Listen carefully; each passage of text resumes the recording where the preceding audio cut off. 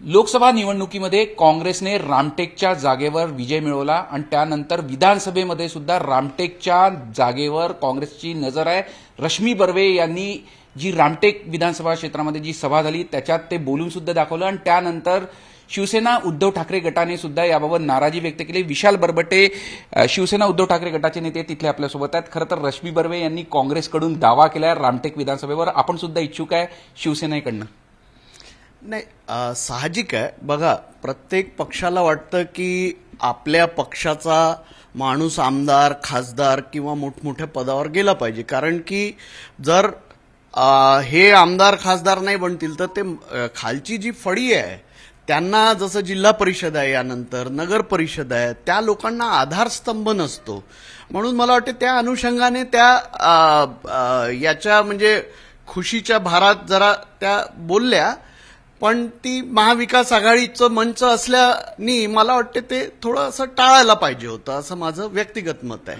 खरं तर रामटेकच्या जागेवर पारंपरिकरित्या जेव्हा शिवसेना एकत्रित होती तेव्हा शिवसेना लढत होती, पण यावेळेला म्हणजे तुमच्या पक्षाकडून ती सोडण्यात आली। म्हणजे रामटेक लोकसभा गेल्यानंतर आता विधानसभेवर सुद्धा काँग्रेस दावा करताय आणि आक्रमकपणे हा संपूर्ण दावा केलाय।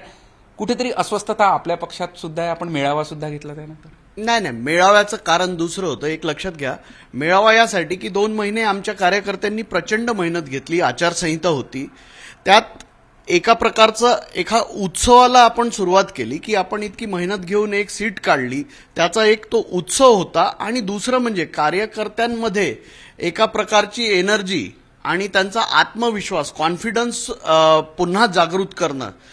म्हणून मला लक्षात आहे, मी त्यांना बोलताना श्री हनुमानाचं उदाहरण दिलं की ज्यावेळी त्यांना समुद्र पार करून लंकेवर जायला सांगितलं होतं, त्यांना त्यांच्या स्वतःच्या शक्तींचा हे नव्हता अंदाजा। तसंच आज आम्ही या मेळाव्याच्या आधारे आपल्या कार्यकर्त्यांना सांगितलं की बाबा, आपली शक्ती तुम्ही ओळखा, आता आपण सुद्धा समुद्र पूर्ण पार करून कोणतीही इलेक्शन समोर राहे, लोकसभा राहे, विधानसभा राहे, जिल्हा परिषद राहे, आता शिवसेना सुद्धा प्रस्थापित झाली पाहिजे कुठेतरी।